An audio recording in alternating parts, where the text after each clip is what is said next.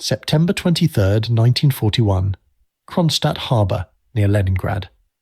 The Soviet battleship Marat sat at her moorings in the heavily defended harbour, her 12-inch guns continuing to bombard German positions around Leningrad.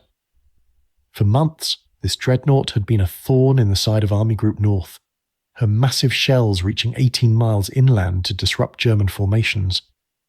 The Germans knew they had to silence those guns. Multiple Stuka raids had already been attempted. On September 16th, Hauptmann Ernst Siegfried Steen had scored a hit that damaged the vessel, but the Marat remained operational. On this day, over 1,000 anti-aircraft guns ringed the harbour. The Soviets were ready. The Stukas came in waves through the intense flak.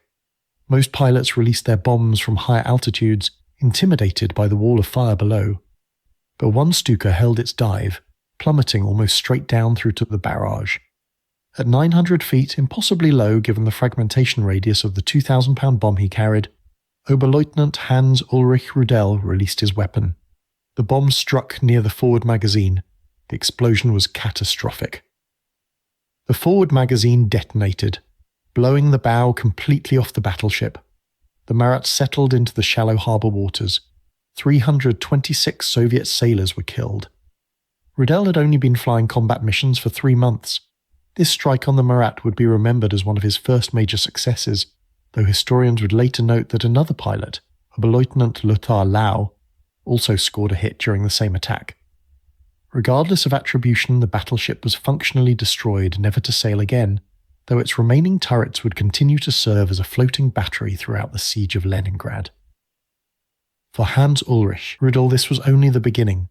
Over the next 3.5 years, he would compile a combat record unmatched by any pilot in history, and for the Soviet forces who faced him, he would become something more than just another Luftwaffe pilot. He would become a persistent, seemingly indestructible presence. A pilot who could not be kept down. Rudel was born on July 2, 1916, in Konrad-Swaldau, Silesia, the son of a Lutheran minister. He joined the Luftwaffe in 1936 as an officer cadet. His early career was unremarkable. In fact, his instructors considered him unsuitable for combat flying. During the invasion of Poland, he flew reconnaissance missions. During the Battle of Britain and the invasion of Crete, he was relegated to non-combat roles. His superiors simply did not believe he had what it took to be a frontline pilot. But Rudel was determined. After persistent requests for reassignment, he was finally posted to Sturzkampfgeschwader 2 Immelmann in June 1941, just in time for Operation Barbarossa, the invasion of the Soviet Union. On June 23, 1941, Rudel flew his first 4 combat missions against Soviet targets. Within weeks, his natural piloting ability became evident. On July 18th, he was awarded the Iron Cross First Class. His performance in the air was exceptional, characterized by a willingness to press attacks to point-blank range and a remarkable ability to survive damage that would have downed other pilots. By the end of December 1941, Rudel had flown 400 missions. In January 1942, he received the Knight's Cross of the Iron Cross. These numbers were already extraordinary. Most Luftwaffe pilots flew 1 or 2 missions per day when operational tempo allowed. Rudel routinely flew 3, 4, sometimes 5 or 6 missions in a single day. He flew in weather that grounded other pilots. He flew when injured. He flew when ordered to rest. Soviet intelligence officers began compiling files on German air units, identifying the most dangerous pilots. The data on Rudel stood out immediately. By May 1941 to January 1942, just 7 months into the war, he had already completed 500 combat missions. The pace was unprecedented. Soviet commanders took notice. This was not a normal pilot. In February 1943, Rudel became the first pilot in history to fly 1,000 combat sorties. Around this time, he began flying the Ju-87G model, nicknamed the Kanonenvogel or cannon bird. This variant mounted 37mm cannons under each wing, specifically designed to destroy tanks from the air. The tungsten core shells could penetrate tank armour from 150 yards, particularly when fired at the thinner rear armour. Rudel proved devastatingly effective with this weapon. During the Battle of Kursk in July 1943, he flew the Ju-87G in combat for the first time on the opening day of the German offensive July 5th. According to Luftwaffe records, on that first day he personally destroyed 12 Soviet tanks. Throughout the Kursk battle and into the autumn of 1943, his confirmed tank kills climbed to 100. By November 1943, after flying 1,500 missions, his tank destruction total had passed 150. He was awarded the swords to his Knight's Cross on November 25, 1943. Soviet tank crews operating in sectors where Rudel was known to be active became increasingly nervous. The Kanonenvogel attacked from behind, targeting the vulnerable rear armour of Soviet tanks. The distinctive sound of the 37mm cannons became a dreaded signal. Tank commanders would see other vehicles in their formation suddenly erupt in flames as Rudel made his attack runs, flying so low that ground troops could see his face through the canopy. Anti-aircraft crews received special instructions for engaging Rudel's formations. They were told not to use tracer ammunition, which would reveal their positions. They were instructed to hold fire until the last moment. Some units painted false gun positions to draw fire. The problem was that Rudel adapted to every defensive measure. He used terrain, diving into valleys and ravines. He coordinated with other Stukas that would suppress anti-aircraft positions while he made his attack runs. And most frustratingly for Soviet forces, he survived being shot down repeatedly. Official records show Rudel was forced down or shot down 30 times during the war.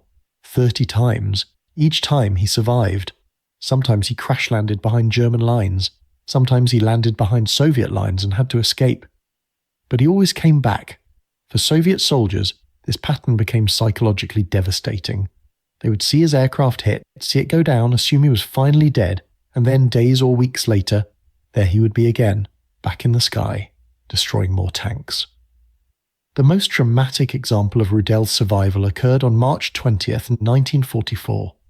Near the Dniester River in Ukraine, Rudel landed his Stuka behind Soviet lines to attempt a rescue of his wingman whose aircraft had been shot down.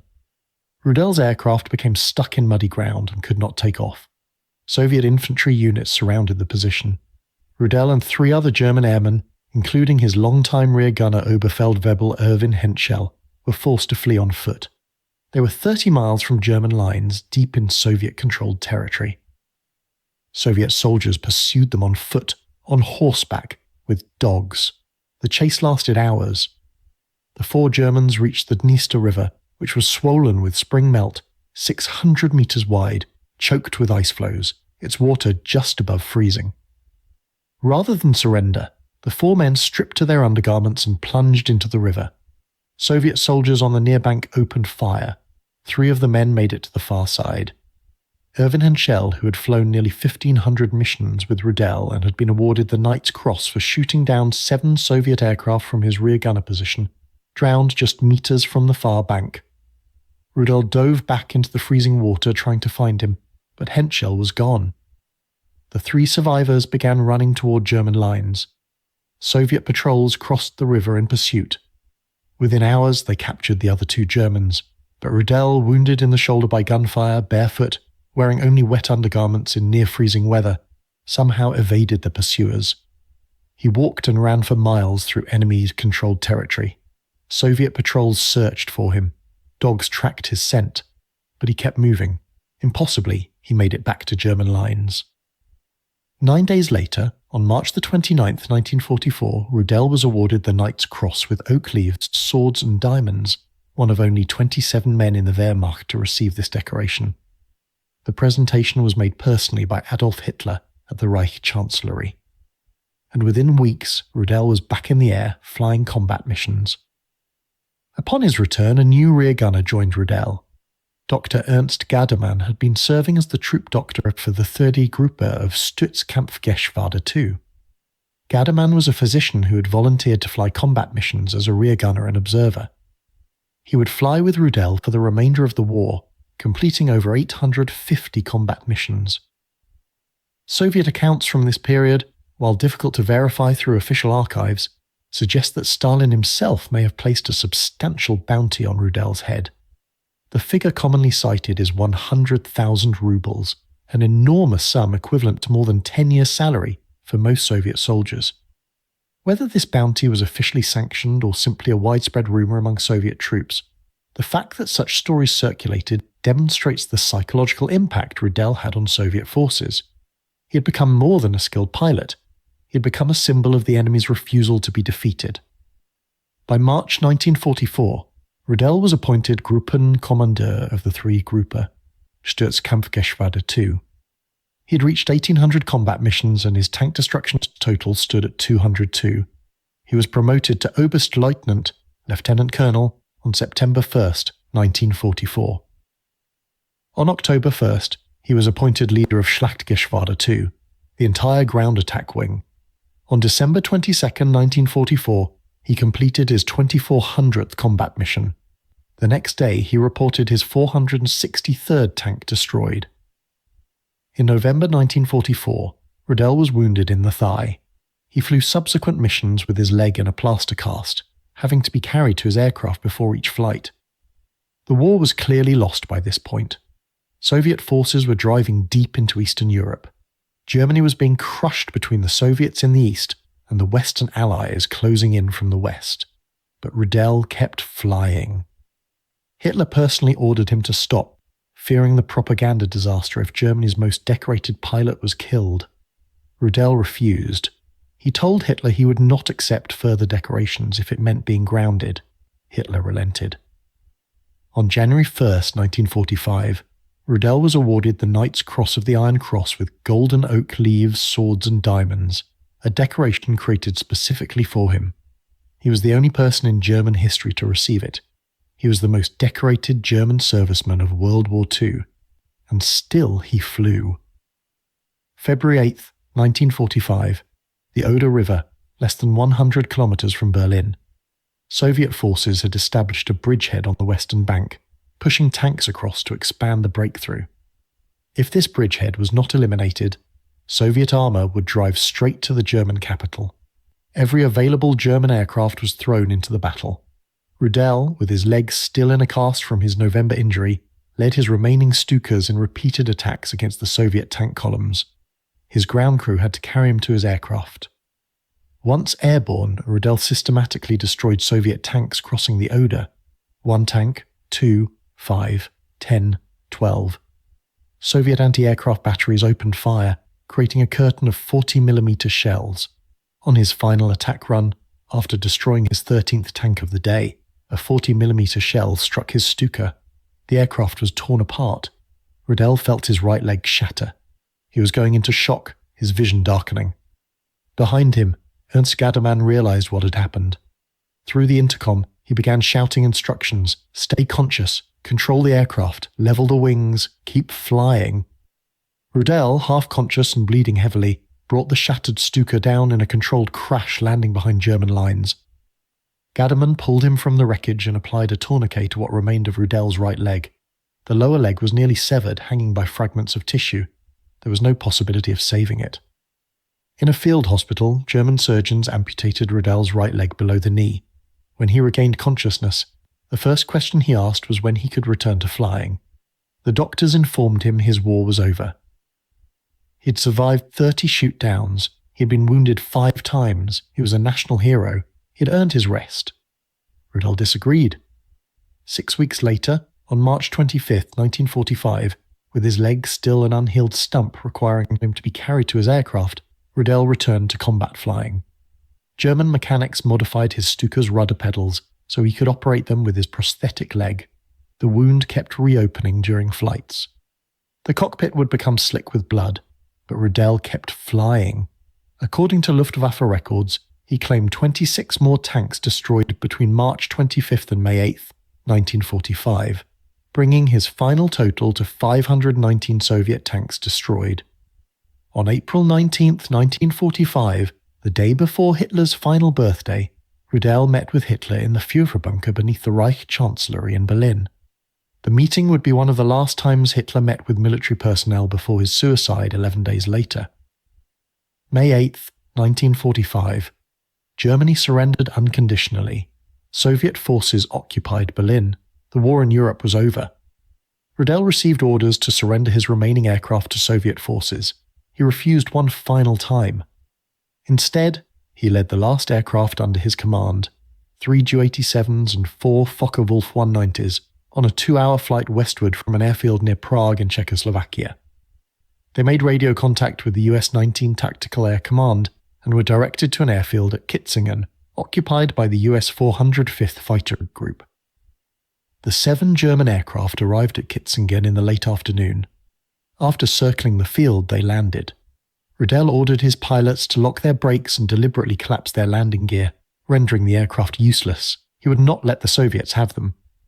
Then he and his men surrendered to American forces. American intelligence officers who interviewed Rudel were astonished by his combat record. According to official Luftwaffe figures, Rudel had flown 2,530 combat missions.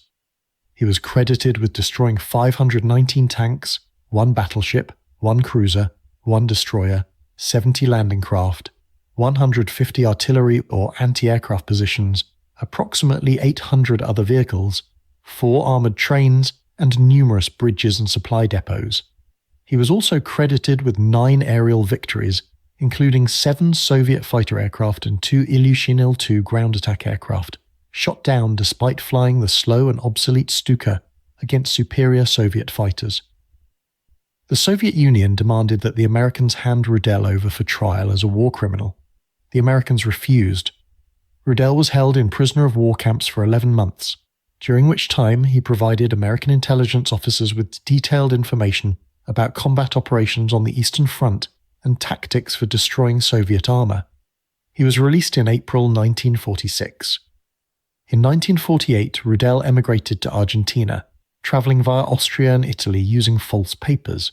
In Argentina, he became a friend and advisor to President Juan Perón. He worked as an arms dealer to right-wing regimes throughout South America, including the governments of Chile and Paraguay. He also helped other Nazi fugitives escape to South America and for a time sheltered Josef Mengele, the former SS doctor from Auschwitz. Due to these activities, he was placed under observation by the US Central Intelligence Agency. Rudel returned to West Germany in 1953 and became the top candidate for the far-right German Reich Party in that year's federal election. He was not elected. After the fall of Perón in 1955, Rudel moved to Paraguay, where he acted as a foreign representative for several German companies. Throughout his post-war life, Rudel remained an unrepentant National Socialist. He wrote memoirs that glorified his combat service while defending the Nazi regime and claiming that the German invasion of the Soviet Union had been a preventive war against Soviet aggression, a claim rejected by virtually all mainstream historians. He never expressed regret for his role in the war. He never apologized for serving a genocidal regime. He remained until his death on December 18, 1982, at age 66, a committed Nazi and a hero to neo-Nazi movements around the world. In 1976, Rudel was invited to the United States to consult on the development of the A-10 Thunderbolt II ground attack aircraft. His experience destroying Soviet armour from the air was considered relevant to Cold War planning for potential conflict with Warsaw Pact forces. The invitation caused controversy when it became public, leading to what became known as the Rudel scandal in West Germany. 2 high-ranking Bundeswehr generals who had arranged meetings with Rudel were forced into early retirement.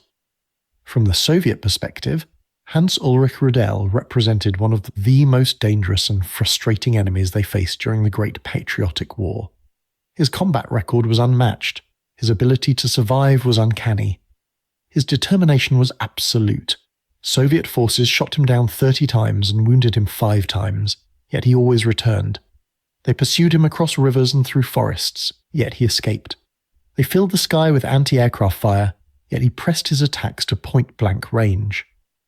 The psychological impact of Rudel's operations should not be underestimated. Soviet tank crews knew that if they operated in sectors where Rudel was active, they faced a significantly higher risk of being destroyed. Soviet pilots knew they were facing the Luftwaffe's most skilled ground attack pilot. Soviet anti-aircraft crews knew that even if they scored hits, there was a significant chance he would survive and return. This created a form of psychological warfare that extended far beyond Rudel's actual combat effectiveness. He became a legend, a story told around campfires and in bunkers, the pilot who would not die, the enemy who could not be stopped. Soviet soldiers across hundreds of kilometers of front lines knew his name. That kind of psychological dominance is rare in warfare. It requires not just skill, but an almost theatrical presence, a sense of invincibility that transcends mere statistics. But there is a critical moral dimension to Rudel's story that cannot be ignored. He was extraordinarily skilled, yes. He was remarkably brave, yes. But he flew those 2,530 missions in service of Nazi Germany, one of history's most evil regimes. Every tank he destroyed, every position he attacked, every mission he flew prolonged a war that Nazi Germany was waging to exterminate entire peoples. The Soviet Union was fighting for its survival against an enemy that intended to enslave or murder its population, according to the genocidal plans outlined in General Plan Ost. Rudel was not some apolitical professional soldier doing his duty. He was an enthusiastic Nazi who believed in the ideology he was fighting for. His post-war activities, helping Nazi war criminals escape justice, working for dictatorial regimes, promoting neo-Nazi politics, and never expressing the slightest regret for his role in the war, demonstrate that his commitment to Nazi ideology was genuine and lasting. Soviet veterans understood this distinction. When they spoke of Rudel after the war, it was never with the kind of mutual respect that sometimes develops between former enemies. There were no friendly reunions, no acknowledgement of a worthy opponent. Rudel had fought for their annihilation. His skill had cost thousands of Soviet lives. If he had been captured, he would likely have been executed. That he escaped and lived a comfortable life in South America while his victims lay in mass graves across the Soviet Union was seen as a profound injustice. Rudel's combat achievements must be evaluated within this moral context. From a purely military perspective, he was the most effective ground attack pilot in history. His tactics, his determination, his survival skills were extraordinary. But military skill in service of genocide does not earn moral admiration. It earns a more complex and troubling form of historical acknowledgement. Soviet forces who fought against Rudel carried his memory with them for the rest of their lives. They told their children and grandchildren about the pilot who flew 2,500 missions. They told them about the man who destroyed 500 tanks. They told them about the enemy, who was shot down 30 times and kept coming back, not because they admired him, but because remembering him meant remembering what they had overcome. The Soviet Union absorbed losses that would have broken any other nation. 27 million Soviet citizens died in the war. Cities were reduced to rubble. An entire generation was traumatized, but they endured, and they won. Rudel, for all his skill and determination, could not prevent that victory. He flew more missions than any other pilot in history. He destroyed more tanks than any other pilot in history. He survived more shoot-downs than seemed possible. But in the end, the Soviet Union buried Nazi Germany, and Rudel, the seemingly immortal ghost of the Eastern Front, proved to be mortal after all. The Battle of Kursk, where Rudel first deployed the cannon-armed Stuka in combat, is considered one of the turning points of the war. Despite the devastating effectiveness of German armour and air power, including Rudel's tank-destroying operations, the Soviets held. They absorbed horrific casualties, losing far more tanks and men than the Germans. But they held. The German offensive was stopped. From Kursk onward, the strategic initiative belonged to the Soviet Union. Rudel continued flying for nearly 2 more years after Kursk, racking up hundreds more tank kills, but the outcome of the war was no longer in doubt. Soviet industrial capacity, aided by American Lend-Lease supplies, produced tanks faster than Germany could destroy them. Soviet manpower reserves, though terribly depleted, still exceeded Germany's, and most critically, Soviet forces had learned how to fight the Wehrmacht effectively. The Red Army of 1945 was vastly more capable than the Red Army of 1941.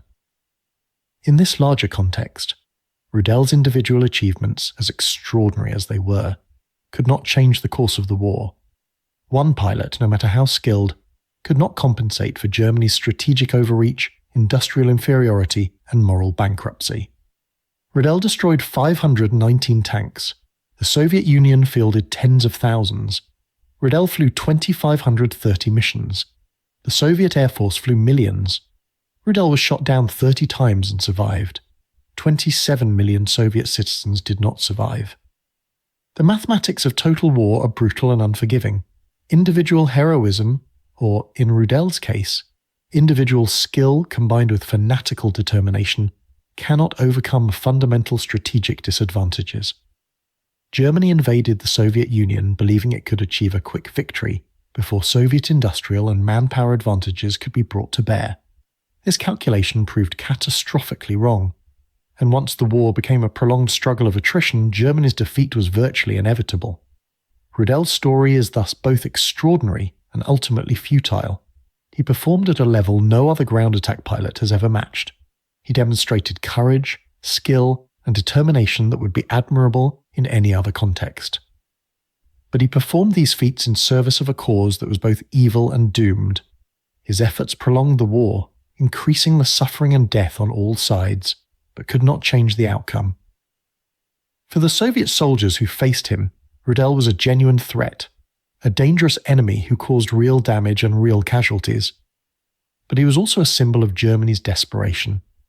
The fact that Nazi Germany had to rely so heavily on one pilot, flying an obsolete aircraft, making multiple sorties per day even when crippled and in constant pain, demonstrated how overstretched German forces had become by 1944 and 1945. A healthy military does not need to send a one-legged pilot back into combat 6 weeks after amputation. A winning side does not need its most decorated officer to fly 5, 6, 7 missions per day to make a tactical difference.